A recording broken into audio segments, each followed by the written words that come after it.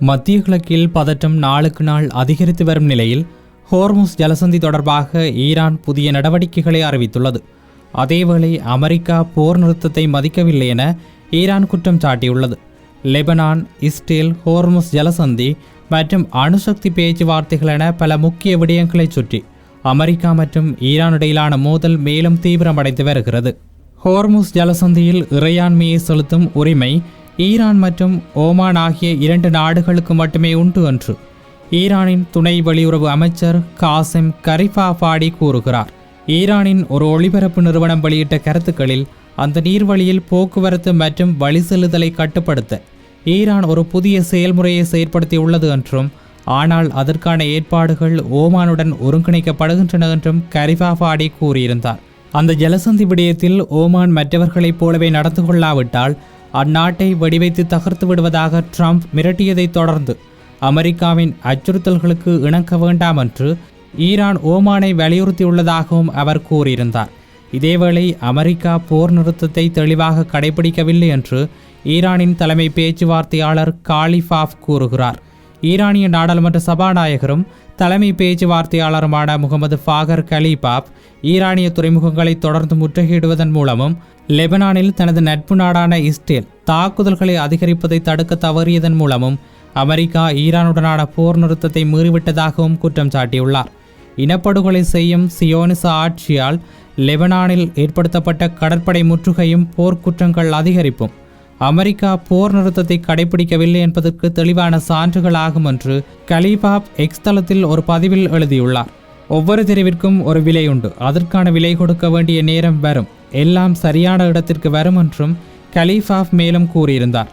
இது இப்படி இருக்க ஈரான் மீதான போர் தொடர்பாக ட்ரம்ப் குடியரசு மற்றும் ஜனநாயக கட்சிகள் இரண்டிலுமிருந்து விமர்சனங்களை எதிர்கொள்கிறார் என்று சர்வதேச கொள்கை மையத்தின் மூத்த ஆய்வாளர் நெஹர் மொர்டாசாவி கூறுகிறார். இரு கட்சிகளுக்குள்ளும் ஒரு பிளவு உள்ளது என்றும் மொர்டாசாவி ஒரு ஊடகத்திற்கு கூறியிருந்தார். ஈரான் வலுப்பெற்று அமெரிக்கா பலவீனமடைகிறது என்ற அதே விமர்சனத்தை எதிரொலிக்கும் மிதவாத மற்றும் வலதுசாரி ஜனநாயக கட்சியினர் உள்ளனர். மறுபுறம் குடியரசுக் கட்சியின் மிகவும் நிதானமான அமெரிக்கா முதலில் என்ற பிரிவு உள்ளது. மத்திய கிழக்கு இராணுவ சாகசங்களை எதிர்ப்பதன் மூலம் தனது அடையாளத்தை உருவாக்கிய ஒரு ஜனாதிபதிக்கு ஈரான் மீதான போர் ஒரு ஆழ்ந்த முரண் என்று அவர் கூறினார்.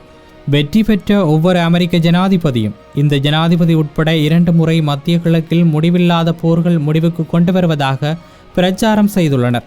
அவர் அவற்றை முட்டாள்தனமான போர்கள் என்று அழைத்தார்.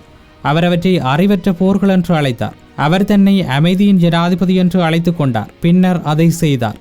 நெதன்யாகுவால் முன்வைக்கப்பட்ட ஈரான் மீதான தாக்குதல் திட்டம் ட்ரம்பின் முன்னோடிகள் அனைவராலும் நிராகரிக்கப்பட்டது என்று அவர் கூறியிருந்தார். யாரும் அதை ஏற்றுக்கொள்ளவில்லை, ஏனென்றால் இது ஒரு எளிதான காரியமல்ல என்பதை அனைவரும் புரிந்து கொண்டிருந்தனர். இது ஒரு காகித புலியல்ல, நீங்கள் திருப்பி தாக்கப்படுவீர்கள். அதன் பிறகு அமைதியின் ஜனாதிபதி போரின் ஜனாதிபதியாக மாறிவிடுகிறார். இந்த சகதியில் சிக்கிக்கொண்டு தன் சொந்த இலக்குகளையே குறிவைத்து எதையும் சாதிக்காமல் புதிய பிரச்சனைகளை உருவாக்கி தன் சொந்த கட்சியிலிருந்தும் எதிர்கட்சியிலிருந்தும் விமர்சனங்களை பெற்றுக்கொள்கிறார் என்றும் அவர் மேலும் கூறியிருந்தார். இதேவேளை தனக்கு எதிரான தாக்குதல்களில் பயன்படுத்தப்பட்ட பிராந்திய தளங்கள் மீதான தாக்குதல்கள் சட்டபூர்வமான தற்காப்பு என ஈரான் கூறுகிறது. குவைத் தொடர்ச்சியான ஏவுகணை மற்றும் ஆளில்லா விமான தாக்குதல்களை பதிவு செய்ததைத் தொடர்ந்து தனக்கு எதிரான தாக்குதல்களை நடத்த பயன்படுத்தப்பட்ட பிராந்திய தளங்கள் மற்றும் சொத்துக்கள் மீது பதிலடி தாக்குதல்களை நடத்துவதற்கு ஈரானுக்கு உரிமை உண்டு என்று வெளியுறவு அமைச்சக செய்தி தொடர்பாளர் இஸ்மாயில் ஃபாகாயி கூறுகிறார். பிற நாடுகளை ஆக்கிரமிப்பதற்காக தங்கள் நிலப்பரப்பையோ அல்லது சொத்துக்களையோ பயன்படுத்த அனுமதிக்க கூடாது என்பது நாடுகளின் நிறுவப்பட்ட சட்டபூர்வ கடமையாகும் என்று ஃபாகாயி எக்ஸ் தளத்தில் ஒரு பதிவில் குறிப்பிட்டிருந்தார். மேலும் ஐரோப்பிய ஒன்றியம் தனது பதிலில் தேர்ந்தெடுக்கப்பட்ட தார்மீக சீற்றத்தை வெளிப்படுத்துவதாக அவர் குற்றம் சாட்டினார். அண்டை நாடுகளில் உள்ள தளங்களிலிருந்து தொடங்கப்பட்ட அமெரிக்க ஆக்கிரமிப்புக்கு எதிராக தற்காப்பு உரிமையை பயன்படுத்தியதற்காக ஈரானை கண்டித்த அந்த அமைப்பின் அறிக்கை முரண்பாடானது மற்றும் பொறுப்பற்றது என்றும் அவர் கூறியிருந்தார். அவர் எந்த ஐரோப்பிய ஒன்றிய அறிக்கையை குறிப்பிடுகிறார் என்பதை ஃபாகாயி தெளிவுபடுத்தவில்லை. ஐரோப்பிய ஒன்றியத்தின் தூதரக சேவை சில நாட்களுக்கு முன்பு வெளியிட்ட ஒரு அறிக்கையில் குவைத் மீதான ஈரான் நடத்தியதாக முன்னர் வெளியான செய்திகளை கண்டித்து அந்த அறிக்கையில் அத்தாக்குதல்கள் அந்நாட்டின் இறையாண்மையை மீறுவதாகவும் பிராந்திய பாதுகாப்பு மற்றும் ஸ்திரத்தன்மைக்கு கடுமையான அச்சுறுத்தலை ஏற்படுத்துவதாகவும் கூறியிருந்தது. இது இப்படி இருக்க அமெரிக்காவுடன் தற்போது அணுசக்தி பேச்சுவார்த்தைகள் எதுவும் நடைபெறவில்லை என ஈரான் வெளியுறவு அமைச்சகம் தெரிவித்துள்ளது. தனது அணுசக்தி திட்டத்தின் விவரங்கள் குறித்து அமெரிக்காவுடன் ஈரான் தற்போது பேச்சுவார்த்தைகளில் ஈடுபடவில்லை என்று ஃபாகாஜி கூறியிருந்தார். அணுசக்தி விடயங்களில் எப்போது நடவடிக்கை எடுக்க வேண்டும் என்பது எங்களுக்கு தெரியும் என்று ஃபாகாஜி கூறியிருந்தார். அணுசக்தி விவகாரத்தின் விவரங்கள் குறித்து எந்த பேச்சுவார்த்தை நடைபெறவில்லை. இந்த நிலையில் போரை முடிவுக்கு கொண்டு வருவதே எங்கள் முன்னுரிமை. இன்று காலை உட்பட அமெரிக்கா போர் நிறுத்தத்தை மீறியுள்ளதாகவும் ஃபாகாஜி குற்றம் சாட்டியிருந்தார். ஈரானின் தேசிய பாதுகாப்பை பாதுகாக்க தேவையானதாக நாங்கள் கருதும் எந்த நடவடிக்கைகளையும் ஈரான் எடுக்கும் என்று அவர் கூறினார். நாங்கள் முன்னதாக தெரிவித்தபடி வார இறுதியில் ஈரானிய நகரமான கோருக் மற்றும் கெஃப்தீவில் உள்ள ஈரானிய ட்ரேடர் மற்றும் ட்ரோன் தளங்கள் மீதான தாக்குதல்களுக்கு அமெரிக்க இராணுவம் பொறுப்பேற்று அவற்றை தற்காப்பு தாக்குதல்கள் என்று அழைத்தது. இதேவேளை அமெரிக்காவுடனான ஒப்பந்தத்திற்கு லெபனான் போர் நிறுத்தம் அவசியம் என ஈரான் மீண்டும் வலியுறுத்துகிறது. ஏப்ரல் மாத நடுப்பகுதியில் போர் நிறுத்தம் ஏற்பட்ட போதிலும் இஸ்ரேல் தனது தாக்குதல்களையும் படையெடுப்புகளையும் விரிவுபடுத்தியுள்ளன. லெபனானில் போரை முடிவுக்கு கொண்டு வர அமெரிக்காவுடன் செய்யப்படும் எந்த ஒரு ஒப்பந்தத்திலும் போர் நிறுத்தத்திற்கான உத்தரவாதங்கள் இடம்பெற வேண்டும் என்று ஈரான் வெளியுறவு அமைச்சக செய்தி தொடர்பாளர் இஸ்மாயில் ஃபாகாஜி கூறியிருந்தார். ஒரு செய்தியாளர் சந்திப்பில் பேசிய ஃபாகாஜி, போரை முடிவுக்கு கொண்டு வருவதை நோக்கமாக கொண்ட எந்த ஒரு ஒப்பந்தத்திற்கும் லெபனானில் போர் நிறுத்தம் ஒரு அத்தியாவசியமான நிபந்தனை என்று நாங்கள் வலியுறுத்துகிறோம் என்றும் தெரிவித்திருந்தார். இதைப்படி இருக்க நாங்கள் தெரிவித்து வருவது போல தெஹ்ரான் தனது ஆளில்லா விமானங்களில் ஒன்றை சுட்டு வீழ்த்தியதற்கு பதிலடியாக கடந்த வார இறுதியில் ஈரானிய ஆளில்லா விமான தளங்கள் மீது தாக்குதல் நடத்தியதாக அமெரிக்க இராணுவம் கூறியுள்ளது.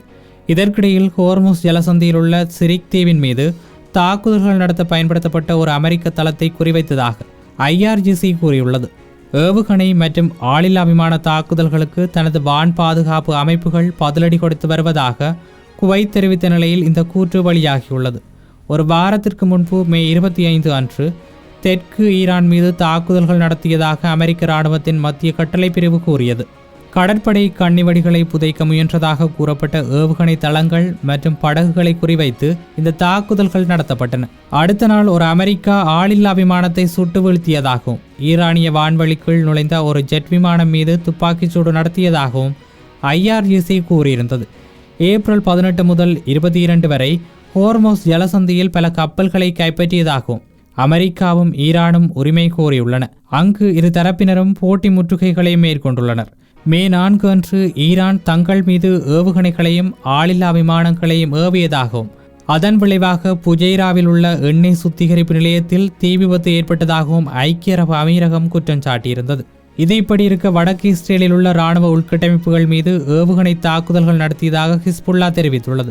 வடக்கு இஸ்ரேலிய நகரமான திபேரியாஸில் இஸ்ரேலிய இராணுவத்திற்கு சொந்தமான உள்கட்டமைப்புகளை தங்கள் போராளிகள் குறிவைத்ததாக லெபனான் ஆயுத குழு தெரிவித்திருக்கின்றது. லெபனானை பாதுகாப்பதற்காகவும் இஸ்ரேல் போர் நிறுத்தத்தை மீறியதற்கு பதிலடியாகவும் இந்த ஏவுகணை தாக்குதல்கள் நடத்தப்பட்டதாக அந்த குழு ஒரு அறிக்கையில் கூறியுள்ளது. இதற்கிடையில் போர் நிறுத்தம் அமுலில் இருப்பதாக கூறப்பட்டாலும் அமெரிக்கா, ஈரான், இஸ்ரேல் மற்றும் லெபனான் ஆகியவற்றை சுற்றியுள்ள பதற்றம் குறைவதற்கான எந்த அறிகுறியும் தற்போது தென்படவில்லை. ஹோர்முஸ் ஜலசந்தி மீதான கட்டுப்பாடு, அணுசக்தி விவகாரம், பிராந்திய பாதுகாப்பு மற்றும் லெபனான் போர் நிறுத்தம் போன்ற முக்கிய விடயங்கள் இன்னும் தீர்க்கப்படாத நிலையிலேயே உள்ளன. ஒருபுறம் ராஜதந்திர பேச்சுவார்த்தைகள் தொடர்கின்றன, மறுபுறம் ஏவுகணை மற்றும் ஆளில்லா விமான தாக்குதல்கள் தொடர்கின்றன. இதனால் மத்திய கிழக்கின் எதிர்கால நிலைமை குறித்து உலக நாடுகள் உன்னிப்பாக கவனித்து வருகின்றன. இந்த நெருக்கடி அமைதியான தீர்வை நோக்கி நகருமா அல்லது மேலும் பெரிய மோதலாக மாறுமா என்பதை நாமும் பொறுத்திருந்து பார்க்கலாம்.